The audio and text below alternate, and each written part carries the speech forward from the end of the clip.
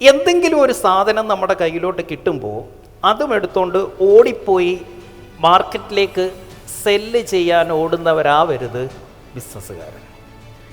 എനിക്കൊരു ഐഡിയ കിട്ടി, അത് അപ്പം തന്നെ ഒരു പ്രൊഡക്റ്റായിട്ട് കൺവേർട്ട് ചെയ്തു, അല്ലെങ്കിൽ സർവീസായിട്ട് കൺവേർട്ട് ചെയ്തിട്ട് ഓടിപ്പോവുകയാണ് മാർക്കറ്റിലേക്ക്.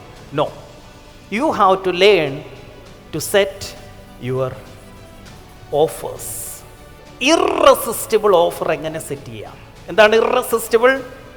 ഒരാൾക്കും എതിർക്കാൻ പറ്റരുത്.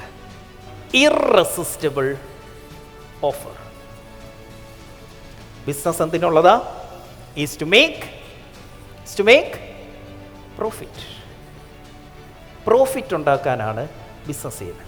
ഈ പ്രോഫിറ്റ് എന്തിനുള്ളതാ? To reinvest in our business.